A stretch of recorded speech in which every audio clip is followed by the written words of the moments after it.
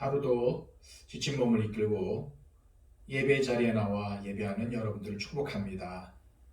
많이 피곤하시죠? 하나님의 말씀으로 위로받으시고 또 힘을 내셨으면 좋겠습니다. 기도하겠습니다. 하나님 감사합니다. 이 수요 예배 시간을 맞이하여서 저희도 하나님 앞에 머리를 숙여 예배합니다. 이 시간 각자의 일터에서 각자의 위치에서 또 열심히 일하다가 하나님 앞에 나온 하나님의 백성들, 하나님의 따뜻한 품으로 안아주시고 하나님의 말할 수 없는 위로와 안식으로 붙잡아 주시옵소서. 이 예배를 하나님께 드립니다. 이 예배를 온전히 주장하여 주시고 하나님의 은혜가 우리의 모든 심령 가운데 이루어질 수 있도록 주님 축복하여 주옵소서. 예수 그리스도의 이름으로 기도하옵나이다. 아멘. 함께 찬송가 438장 우리 기쁜 마음으로 찬양드립니다.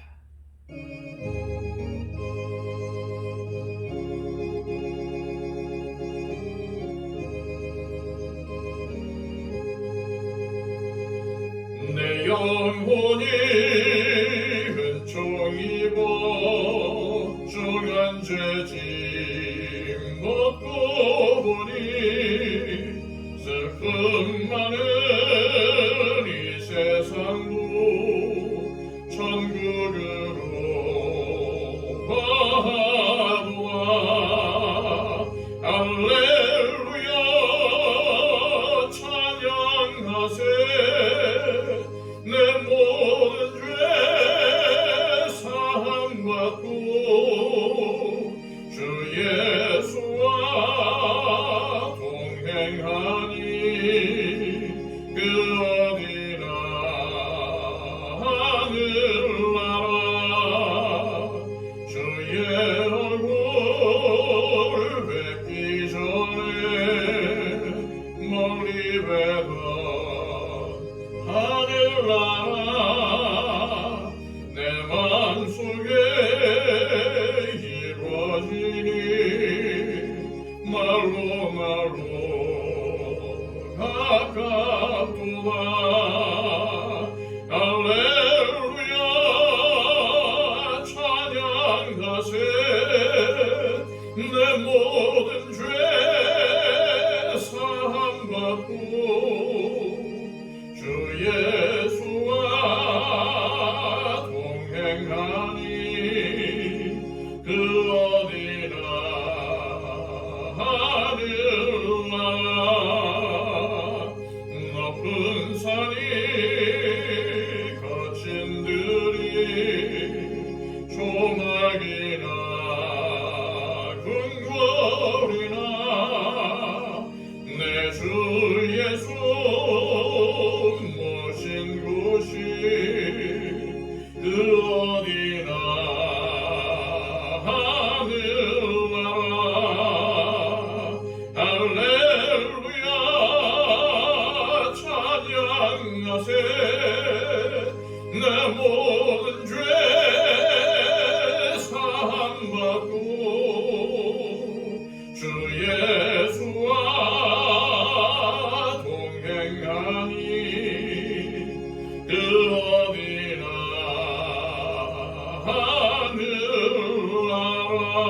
하늘나라. 찬송가 442장입니다.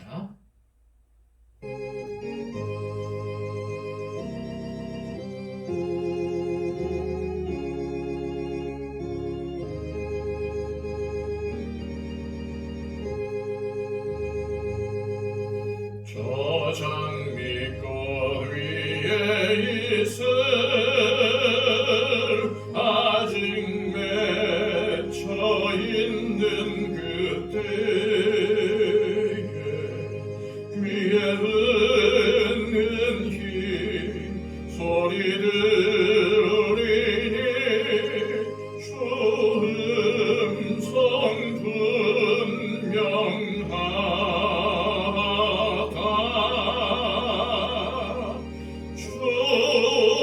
주님 나와 동행을 하면서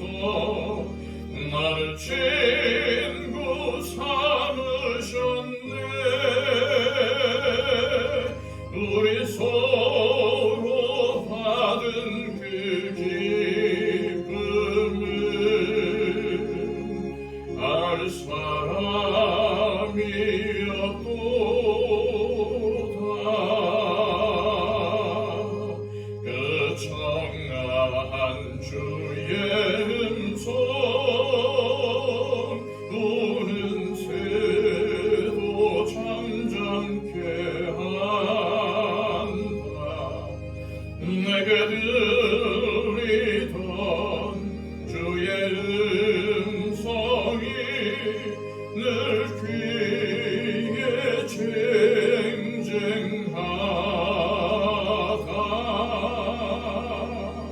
주님 나와 동행을 하면서 나를 친구 삼으셨네. 우리 서로 받은 그 기쁨은 알 사람이 없도다. 밤 깊도록 동산나네 주와 함께 있으려 한다. 괴로운 세상에 할 일 많아서 날 가라 명하신다.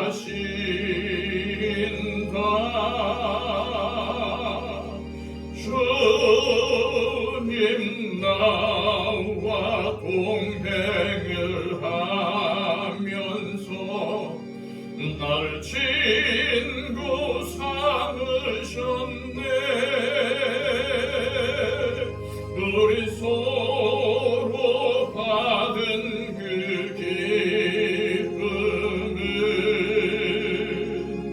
알 사람이 없도다. 아멘. 이 시간 우리 다 함께 하나님 앞에 기도하기를 원합니다. 먼저 이 수요 예배를 위해서 기도해 주십시오. 하나님께서 이 예배의 자리에 우리 시명들 나와서 말씀으로 힘을 얻고 또한 주님 주신 말씀으로 다시 한번 순종하고자 하는 다짐을 할 수 있도록 인도해 달라고 기도해 주시고요. 또한 말씀을 전하는 저를 위해서 기도해 주시고요. 하나님께서 주시는 귀한 은혜 가운데 이 예배가 온전히 이루어지게 해달라고 위해서 기도해 주시기 바랍니다. 이 코로나가 하루속히 종식되기를 원합니다. 하나님, 위드 코로나로 들어가는 상황이긴 하지만 아직까지도 많은 숫자가 확진자들이 나오고 있습니다. 아버지 하나님, 이 땅 가운데 공유를 베풀어 주셔서 이 땅 가운데 코로나를 없이 하여 주시고 하나님의 은혜 가운데 모든 것이 정상적으로 회복될 수 있도록 붙잡아 달라고, 또 이 일을 위해서 수고하는 의료진들과 방역당국 위해서 하나님 은혜를 베풀어 주시고, 또 이 코로나로 인해서 고통을 당하고 있는 많은 사람들에게 하나님의 치유와 은혜를 베풀어 주옵소서라고 기도해 주십시오. 또한 우리 12월 달에 있을 임식 행사를 위해서 기도해 주시고요. 또 새롭게 세워주신 일꾼들, 하나님 지혜롭고 명철하고 하나님께 순종하는 일꾼들로 세워지게 해달라고 위해서 기도해 주시기 바랍니다. 그리고 또 우리 교회 가운데 연약한 분들을 위해서 기도해 주십시오. 아직까지도 많은 부분에 있어서 저희들이 연약합니다. 하나님, 정말 하나님의 백성들 영육 안에 강건하게 하여 주시고, 또한 우리 질병으로 인해서 힘들어하고 있는 분들이 있습니다. 우리 최종화 형제 붙잡아 주시고, 우리 제1여전도의 우리 모든 권사님들 은혜를 베풀어 주옵소서. 하나님께서 또 우리 교회를 사랑하시되 아름답게 주님께서 맡겨주신 사명을 잘 감당할 수 있도록 주님 도와주옵소서. 우리 이러한 기도를 우리 하나님 앞에 드렸으면 좋겠습니다. 우리 마음을 다해서 하나님 앞에 잠시 동안 묵상으로 기도하겠습니다.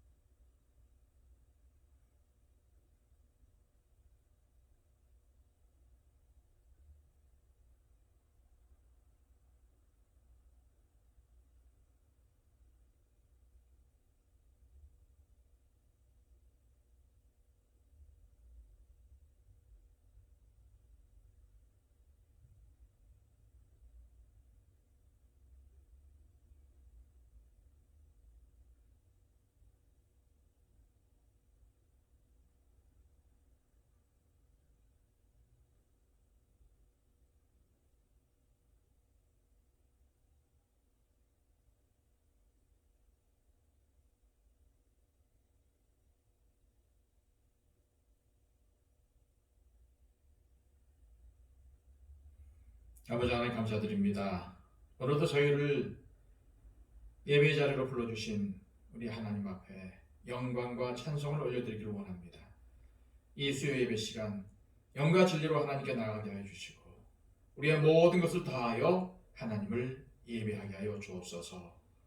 아버지 하나님, 세상에 살면서 저희들 또한 각자의 위치에서 우리 아버지 하나님 앞에 오늘도 순종하지 못한 것들, 또한 우리 마음대로 고집했던 것들, 또 범죄했던 모든 것들을 다 하나님 앞에 내려놓습니다.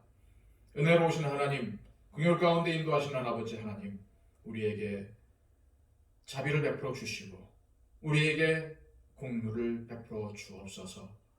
우리를 불쌍히 여겨주시고 우리의 모든 죄악들을 사하여 주옵소서. 또한 아버지 하나님, 또한 세상 속에서 살아가면서 여러 가지 어려운 가운데 고통하며 신음하며 탄식할 때도 있었습니다.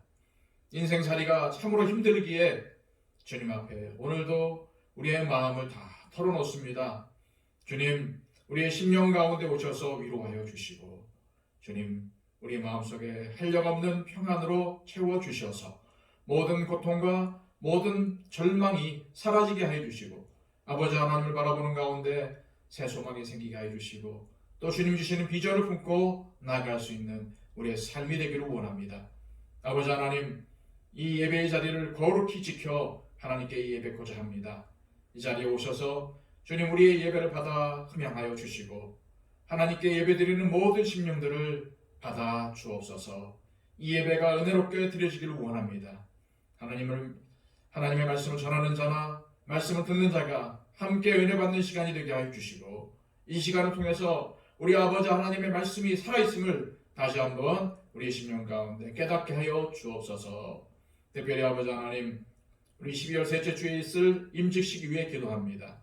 아버지 하나님께서 귀한 날 우리에게 허락하셨사오니 이 날을 하나님 복되게 하여 주시고 또한 아버지 하나님 모든 순서가 아름답게 이루어지게 하여 주시며 특별히 날씨를 주관하여 주시고 아버지 하나님께서 세워주시는 모든 일꾼들에게 지혜와 명철을 더하여 주시고 정말 아버지 하나님께 기뻐하는 우리 아버지 하나님께 칭찬을 받는 아버지 하나님을 영화롭게 하는 지혜로운 일꾼들 또한 아버지 하나님께서 주신 귀한 교회를 잘 세워가는 명철한 일꾼들이 되게 하여 주옵소서. 말씀에 순종하고 하나님을 높이며 성도들을 섬기는 아름다운 일꾼들로 세워지게 하여 주옵소서. 아버지 하나님, 아직까지도 이 코로나가 종식되지 않는 가운데 있습니다. 위드 코로나라고 하지만은 하나님 확진자 수가 떨어지지 않는 가운데 있사오니 하나님 이 땅과 이 민족을 불쌍히 여겨주시고 하나님의 은혜 가운데 이 모든 것들이 다 소멸되기를 원하오니 주님 역사하여 주시옵소서. 이 코로나 때문에 수고하는 의료진들과 방역당국이 있습니다. 또한 아버지 하나님, 이 코로나로 인해서 힘들어하는 많은 사람들이 있습니다. 붙잡아 주시고 은혜를 베풀어 주시며 특별히 코로나로 인하여서 앓고 있는 분들에게 하나님의 은혜와 공유를 베풀어 주시고 치유되어서 하루속히 건강을 되찾을 수 있도록 인도하여 주시옵소서. 아버지 하나님, 특별히 우리 교회를 사랑해 주심을 감사드립니다. 우리 교회가 이곳에 세워진 하나님의 뜻이 있을 것입니다. 저희들을 잘 발견하게 해주시고 아버지 하나님께서 주신 교회의 사명을 잘 세워나갈 수 있도록 인도하여 주옵소서. 하나님께 사랑을 받으며 이 지역사회에도 선한 영향력을 끼치고 인정받는 교회가 되게 하여 주옵소서. 특별히 아버지 하나님, 우리 가운데 연약한 부분들이 많이 있습니다. 부족한 부분들이 많이 있습니다. 하나님, 우리 사랑하는 성도들 영육간의 강건함으로 지켜보아여 주시고 특별히 육체적인 질병으로 인해서 힘들어하는 심령들 주님 기억하여 주셔서 하나님의 백성들에게 치유와 회복의 은총을 베풀어 주옵소서. 우리 일련도의 권사님들 또 우리 남성교에 속한 우리 집사님들 건강에 연약한 분들이 많이 있사오니 하나님 은혜를 베풀어 주옵소서. 아버지 하나님께 오늘 이 시간도 의탁하오며 예수 그리스도의 이름으로 기도하옵나이다. 아멘. 이 시간 우리 하나님께서 우리에게 주시는 말씀은 구약성경 말라기 1장 6절로 14절까지의 말씀입니다. 말라기 1장 6절로 14절까지의 말씀. 내 이름을 멸시하는 제사장들아, 나 만군의 여호와가 너희에게 이르기를 아들은 그 아버지를, 종은 그 주인을 공경하나니 내가 아버지일진데 나를 공경함이 어디 있느냐? 내가 주인일진데 나를 두려워함이 어디 있느냐 하나 너희는 이르기를 우리가 어떻게 주의 이름을 멸시하였나이까 하는도다. 너희가 더러운 떡을 나의 제단에 드리고 말하기를 우리가 어떻게 주를 더럽게 하였나이까 하는도다. 이는 너희가 여호와의 식탁은 경멸히 여길 것이라 말하기 때문이라. 만군의 여호와가 이르노라.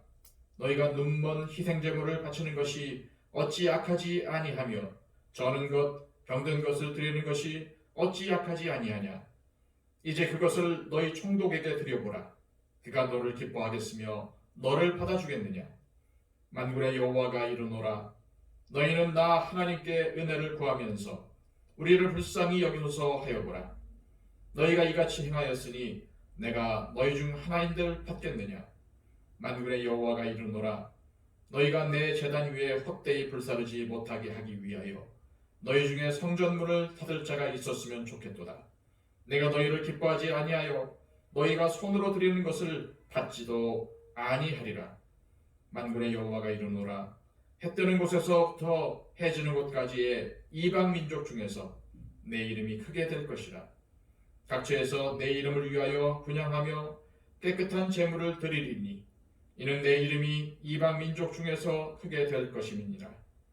그러나 너희는 말하기를 여호와의 식탁은 더러워졌고 그 위에 있는 과일 곧 먹을 것은 경멸히 여길 것이라 하여 내 이름을 더럽히는도다. 만군의 여호와가 이르노라. 너희가 또 말하기를 이 일이 얼마나 번거로운고 하며 코웃음치고 흠친 물건과 저는 것 병든 것을 가져왔느니라. 너희가 이같이 봉헌물을 가져오니 내가 그것을 너희 손에서 받겠느냐. 이는 여호와의 말이니라. 짐승 떼 가운데에 수컷이 있거늘 그 서원하는 일에 흠 있는 것으로 속여 내게 드리는 자는 저주를 받으리니 나는 큰 임금이요 내 이름은 이방 민족 중에서 두려워하는 것이 됨이니라. 만군의 여호와의 말이니라. 아멘. 우리가 지난주 함께 나눈 말씀을 한 구절로 축약하자면 내가 너희를 사랑하였노라 하나 너희는 이르기를 주께서 어떻게 우리를 사랑하셨나이까 하는도다 라는 말로 할 수 있습니다. 하나님의 백성으로서 이스라엘 백성들은 자신들의 죄를 돌아보지도 않았고 하나님께서 약속을 이루실 날을 인내하며 기다리지도 않았습니다. 그러면서 이들은 이런 변명을 근거로 하여 점점 더 하나님을 멸시하는 방향으로 나가게 되는 거죠. 오늘 우리가 살펴볼 이 말라기 1장 6절로 14절까지의 내용은 이렇게 하나님을 향해서 비아냥거리는 이스라엘 백성들이 어떠한 모습으로 살아갔었는지를 보여주는 내용을 담고 있고 하나님께서 이러한 이스라엘 백성들을 고발하는 내용으로 이루어져 있습니다. 6절 말씀입니다. 내 이름을 멸시하는 제사장들아 나 만군의 여호와가 너희에게 이르기를 아들은 그 아버지를 종은 그 주인을 공경하나니 내가 아버지일진데 나를 공경함이 어디 있느냐. 내가 주인일진데 나를 두려워함이 어디 있느냐 하나 너희는 이르기를 우리가 어떻게 주의 이름을 멸시하였나이까 하는도다. 하나님께서 이스라엘 백성들의 불신앙적인 모습에 대해서 말씀하실 때 그 대상으로 처음 언급되는 자들이 바로 제사장들이라는 사실에 우리는 일단 주목해야 됩니다. 이스라엘의 영적 지도자였던 이 제사장들의 행위가 어떠했는지 하나님의 말씀 속에 고스란히 다 드러나 있습니다. 먼저 7절에 의하면 이들은 더러운 떡을 하나님의 제단에 드렸습니다. 그러면서 말하기를 주의 식탁은 경멸히 여길 것이라 라고 합니다. 여기서 경멸은 멸시입니다. 6절에 나오는 우리가 어떻게 주의 이름을 멸시하였나이까 라는 말과 같은 단어입니다. 즉 그들은 하나님께 우리가 어떻게 하나님을 멸시했습니까? 라고 하는데 하나님의 말씀을 들어보니까 그들은 주의 식탁은 멸시받아야 한다라고 말했던 거죠. 그리고 8절 말씀을 보니까 눈먼 희생, 저는 것, 병든 것으로 하나님께 예물을 드렸습니다. 앞에서 말한 떡만 더러운 것을 드린 것이 아니라 하나님께 희생 제물을 드릴 때 그런 짐승들도, 즉 소나 양이나 염소 같은 것들도 흠이 있는 더러운 것을 드린 것입니다. 이것을 드릴 때에 그들의 심정도 오늘 말씀에 나와 있습니다. 13절 말씀을 보시면 이들이 하나님께 더러운 희생 제물을 가지고 올 때 한 말이 있어요. 뭐라고 했냐면요, 이 일이 얼마나 번거로운고. 여기서 이 번거롭다는 말은요, 얼마나 나를 피곤하게 하는 일이냐, 얼마나 나를 힘들게 하는 일이냐, 이런 뜻입니다. 사랑하는 성도 여러분, 왜 하나님께서는 이스라엘의 잘못을 고발하시면서 제사장들을 가장 먼저 언급하셨을까요? 왜 하나님께서는 이스라엘의 잘못을 고발하시면서 제사의 문제, 다시 말해서 예배의 문제를 가장 먼저 언급하실까요? 우리는 이것을 알기 위해서 6절의 말씀을 자세히 살펴보아야 합니다. 6절 말씀을 제가 다시 한번 읽어드릴게요. 내 이름을 멸시하는 제사장들아, 나 만군의 여호와가 너희에게 이르기를 아들은 그 아버지를, 종은 그 주인을 공경하나니 내가 아버지일진데 나를 공경함이 어디 있느냐? 내가 주인일진데 나를 두려워함이 어디 있느냐 하나 너희는 이르기를 우리가 어떻게 주의 이름을 멸시하였나이까 하는도다. 하나님께서 이스라엘 백성들에게 요구하는 것이 무엇인지 우리는 이 6절 말씀을 통해서 알 수 있습니다. 6절 말씀에서 하나님은 두 가지 비유를 말씀하시죠. 아들과 아버지의 관계, 또 종과 주인의 관계입니다. 그러면서 하나님은 여기에서 아들과 종에게 있어야 하는 태도 두 가지 말씀하세요. 먼저 아들과 아버지의 관계를 빌어서는 이스라엘 백성들에게 이렇게 말씀하십니다. 내가 아버지일진데 나를 공경함이 어디 있느냐? 하나님께서는 당신을 아버지로, 또 이스라엘 백성들을 아들로 비유하면서 요구하시는 태도가 뭐죠? 바로 공경입니다. 그리고 두 번째, 하나님께서 종과 주인의 관계를 빌어서 말씀하시면서 무엇을 요구하십니까? 내가 주인일진데 나를 두려워함이 어디 있느냐? 여기서 이스라엘 백성들에게 요구되는 태도는 두려움입니다. 이제 정리하면 하나님께서 당신의 백성 이스라엘에게 바라시는 태도는 공경과 두려움입니다. 이 공경이라는 단어는요, 원래 무겁다라는 단어에서 왔어요. 즉 히브리어로 말할 때 하나님을 공경한다는 것은 하나님을 무겁게 여긴다라는 뜻이라는 겁니다. 그리고 이 무겁다라는 단어는 우리에게 조금 더 익숙한 단어로 영광이라는 단어로 사용되기도 해요. 영광. 다시 말해서 히브리어에서 공경, 무겁다, 영광은 다 한 단어라는 뜻입니다. 그러면 이것이 의미하는 것은 어렵지 않아요. 하나님의 백성들은 하나님을 가볍게 여기는 것이 아니라 무겁게 여겨야 합니다. 이것이 공경과 영광의 의미라는 거죠. 하나님께서 이스라엘 백성들에게 기대하시는 태도는 하나님을 무겁게 여기는 자세로 하나님을 섬기는 것이라는 말이에요. 그리고 두려움은 우리가 자주 쓰는 단어로 뭐라고 말하면 좋을까요? 그렇습니다. 경외라고 읽으시면 됩니다. 경외. 하나님은 제사장들이 더러운 떡을 드리는 것, 흠이 있는 제물을 드리는 것을 책망하셨지만 하나님은 배가 고파서 떡을 드시는 분도 아니시고 육식을 좋아하셔서 고기를 드시는 분도 아니십니다. 하나님께서 그들에게 좋은 떡과 좋은 제물을 요구하시는 것은 그들에게 하나님을 무겁게 여기라는, 그리고 하나님을 경외하라는 그런 의미입니다.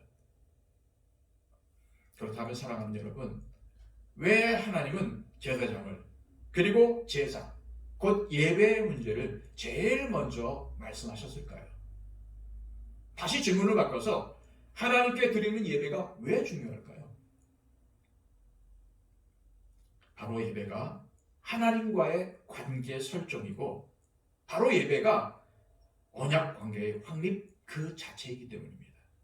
알기 쉽게 말하면 하나님과 하나님의 백성인 우리 사이의 관계가 뒤틀려 있으면 제일 먼저 왜곡되어 나타나는 것이 예배라는 겁니다. 성도의 마음속에 하나님에 대한 경외가 들어있지 않고 우상이라든지 다른 무엇이 들어있으면 제일 먼저 그것이 표출되어 나오는 곳이 예배라는 거예요. 하나님 말고 내 안에 다른 것이 들어있는데 온전한 예배를 드릴 수가 있겠습니까? 물론 겉모습으로 예배를 드리죠. 진정으로 예배를 하는 척 하겠지만 하나님은 우리의 외모를 보시는 분이신가요? 아닙니다. 우리의 마음, 우리의 심령 속까지 꿰뚫어 보는 분이십니다.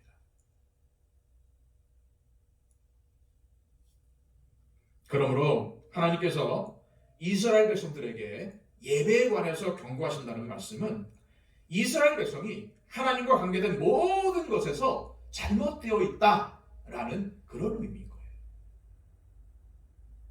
여러분, 오늘 말씀 이후의 말씀들을 보면은요, 이스라엘 백성들의 삶의 패역함이 나타나고 있습니다.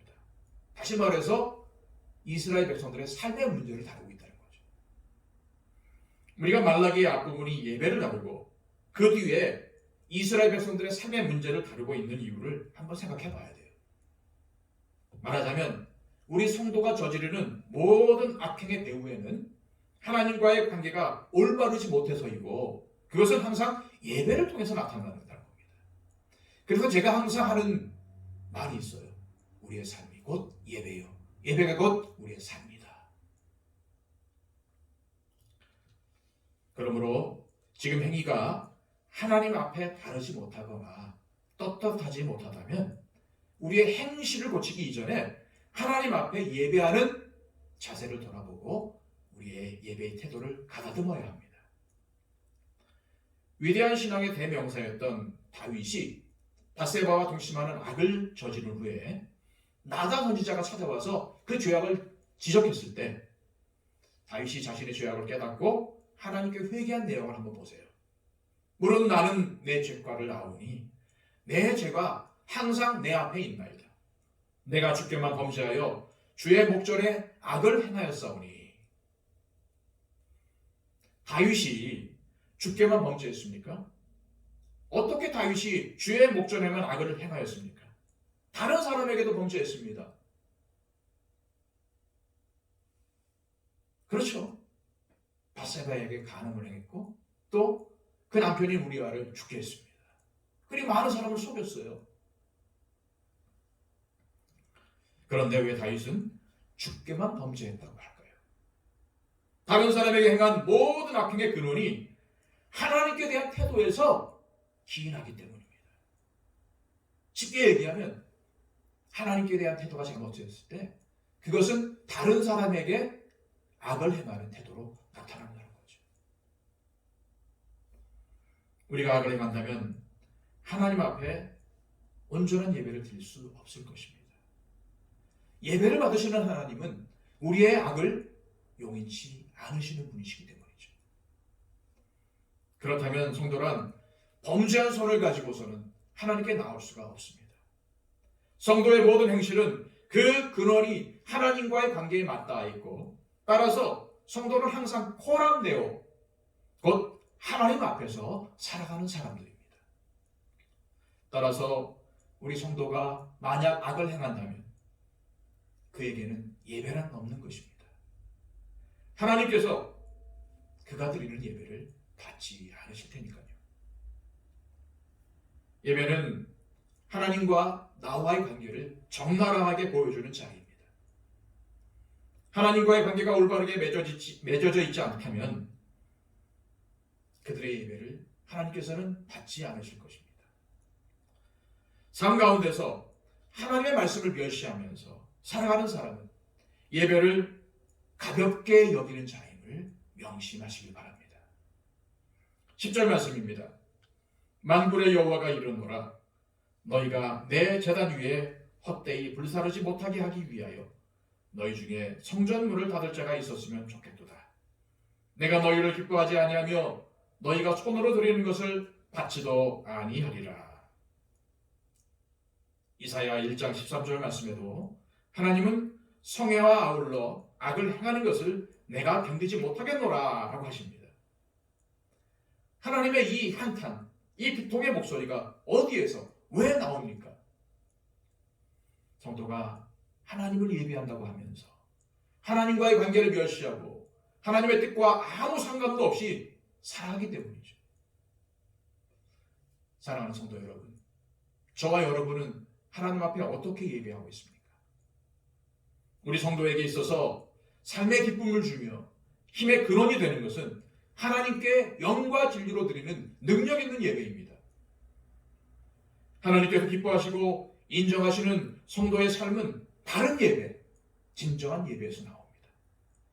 하나님과의 언약의 말씀 안에 내가 머물 때 말씀을 통한 하나님의 능력이 내 삶 속에 분명히 나타나게 될 것이기 때문이죠.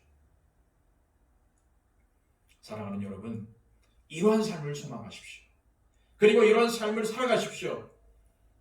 이렇게 살아가다가 고난을 당한다면 하나님을 사랑하기 때문에 그 고난을 기쁘게 만든 사람들이 바로 성도라는 이름을 가진 사람들입니다.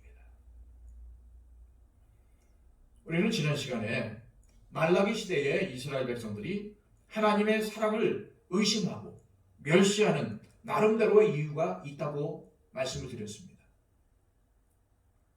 즉 그들은 자신들이 생각하기에 나름대로 하나님께 순종을 했는데 할 만큼 다 했는데 하나님이 즉시 그들에게 복을 주시지 않았던 거죠. 그러니까 이들은 곧바로 돌이켜서 하나님을 비난하고 하나님을 멸시하는 쪽으로 나아갔습니다. 이때에 이스라엘 백성들의 행동에는 한 가지 특성이 있습니다. 이 특성이 바로 오늘 본문 전반에 나타나고 있는 이들의 모든 행동을 결정하고 있습니다. 이것이 바로 무엇일까요? 쉽게 말씀드리면 이들은 더러운 떡을 하나님께 드렸습니다. 왜 이들은 더러운 떡임에도 불구하고 하나님께 드렸을까요? 그냥 안 드리면 그만인데 왜 더러운 떡인데도 불구하고 하나님께 드렸을까요? 똑같은 방식으로 재물도 생각해 볼 수 있을 것입니다. 그들은 눈먼 것, 저는 것, 병든 것을 하나님께 희생제물로 드렸습니다. 율법 말씀에는 분명하게 이를 금하는 구절들이 있기 때문에 이스라엘 백성들이라면 누구나 이런 것들은 하나님께 드리지 말아야 한다는 것을 알고 있습니다. 그러면 왜 이스라엘 백성들은 하나님께 드리지 말아야 하는데 드렸을까요? 여러분, 이것은 우리에게도 있는 마음일 겁니다. 이스라엘 백성들은 안 하는 것보다는 하는 것이 낫다라고 생각했기 때문입니다. 여러분, 과연 하나님께 드리는 제사에 있어서 안 드리는 것보다는 드리는 게 더 나은 것일까요? 그들의 형편이 힘든 상황인데 그래도 그게 어디야? 아예 제사를 하나님께 안 드리는 것보다는 낫잖아. 이렇게 생각하는 분들도 계시겠죠. 하지만 지금 이야기하려고 하는 논점은 이스라엘 백성들이 하나님이 금하시는 것임을 뻔히 알면서도 왜 그것을 드렸는가입니다. 다시 말해서 형편이 안 되니까 이것밖에 못 드렸습니다가 아니고 이들은 하나님이 싫어하심에도 불구하고 하나님이 금하셨음에도 불구하고 하나님의 명령을 어기면서까지도 드렸다는 겁니다. 그러면서도 우리가 이 정도는 하고 있으니까 나름 잘하고 있는 거 아니냐라고 생각했다는 거예요. 역사상 교회 타락의 수많은 이유들이 바로 여기 있습니다. 한국 교회의 모습을 한번 보세요. 하나님께서 싫어하는 일들을 공공연하게 행하면서도 헌금을 많이 하고 뭐 총동원 전도다 뭐다 하면서 프로그램을 많이 돌리면 하나님께서 기뻐하신다고 생각을 합니다. 교회가 규모가 커지면 성도들이 많아지면 그 안에서 하고 있는 프로그램들이 많으면 하나님이 기뻐하신다고 생각을 해요. 자신의 삶을 돌아보면 하나님을 모르는 세상 사람들보다도 더 더럽고 추한데 그건 어쩔 수가 없으니까 이거라도 하자 하면서 자신의 죄를 합리화하고 대리속죄, 보상심리로 다른 무언가를 합니다. 성도로서 거룩하게 살지 못했으니 헌금을 많이 하면 하나님은 기뻐하시는 신입니까? 하나님의 말씀대로 살지 못하니 교회 봉사를 많이 하면 하나님이 기뻐하시는 신이실까요? 하나님과 하나님의 백성 사이의 관계에서 중요한 것은 하나님께서 나에게 무엇을 말씀하시는가 이지 내가 볼 때에 하나님은 이 정도를 해드리면 기뻐하실 거야, 좋아하실 거야 라가 아닙니다. 그러므로 여러분 안 하는 것보다는 하는 것이 낫다라는 주장 속에는 항상 하나님의 말씀하심에 대해서 거부하려는 무시하려는 자세가 들어있다는 것을 알아야 합니다. 하나님은 이렇게 말씀하시는데 내가 보기에는 그렇지 않다는 것이 들어있음을 봐야 돼요. 이것이 하나님의 백성인 성도의 자세입니다. 왜 하나님께서 이 말라기 시대의 이스라엘을 고발하고 계실까요? 그들이 매사에 이랬기 때문입니다. 하나님께서는 자기 백성이 하나님을 공경하며 하나님을 경외하기를 원하지 뭐라도 떡고물을 던져주는 것을 원하시는 분이 아니시라는 거예요. 하나님은 우리에게 구걸하시는 분이 아니시라는 겁니다. 따라서 주님의 백성된 우리에게 요구되는 자세는 주여 말씀하옵소서 주의 종이 듣겠나이다 이지 하나님의 명령을 이러면 될까? 저러면 될까? 내가 이걸 못하니까 이러면 될 거야. 이게 아니라는 거예요. 하나님의 명령을 우리의 힘으로 할 수 있든 없든 그것을 내 기준에서 재단질하지 말아야 합니다. 저게 안 되니까 이거라도 하자가 되어서는 안 된다는 말씀이에요. 말라기 시대의 이스라엘 백성들은 눈먼 재물, 저는 재물, 병든 재물을 하나님 앞에 가지고 와서 드렸습니다. 그것은 하나님을 멸시하는 것이기 때문에 악한 일이죠. 하나님의 백성인 우리는 항상 하나님께 온전한 재물을 바쳐야 합니다. 즉 온전한 예배를 드려야 하는 거죠. 그런데 하나님께 온전한 예배를 드리려고 나 자신을 살펴보면은 나는 부족한 것만 가지고 있다는 것을 발견하지 않습니까? 그래서 우리에게는 완전한 재물이 필요합니다. 야고보서 2장 말씀에 누구든지 온 율법을 지키다가 그 하나를 범하면 모두 범한 자가 되나니 간음하지 말라 하시니가 또한 살인하지 말라 하셨은즉 내가 비록 간음하지 아니하여도 살인하면 율법은 범한 자가 되느니라 라고 하면서 율법을 다 지켰다 나름대로 다 했다 하더라도 하나라도 지키지 않는다면 율법 전체를 범하는 자가 된다는 거예요. 이 말씀을 보면은 무슨 생각이 드십니까? 나는 율법을 지킬 수가 없구나. 나는 도저히 안 되겠구나. 이런 생각 들지 않으세요? 여러분 실망하지 마십시오. 이에 대한 대답이 바로 예수 그리스도이십니다. 율법은 원래 우리 인간은 다 지킬 수가 없어요. 우리가 가진 재물은 원래 부정합니다. 따라서 우리는 완전한 재물이신 예수 그리스도를 하나님께 드려야 합니다. 내 것을 드리는 것이 아니라 예수 그리스도를 드려야 하고 내가 율법을 지키는 것이 아니라 율법을 완수하신 예수 그리스도의 의에 의지해야 합니다. 이런 의미에서 말라기 말씀은 구약 말씀임에도 불구하고 제사 제도를 통해서 우리에게 주 예수 그리스도를 알려주고 있습니다.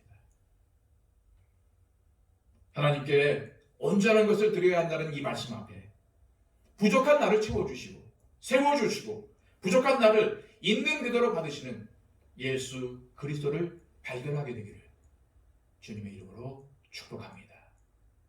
기도하겠습니다. 하나님 아버지 감사드립니다. 오늘 주시는 이 말씀을 통해서 다시 한번 우리의 삶의 의미를 살펴보게 하심을 감사드립니다.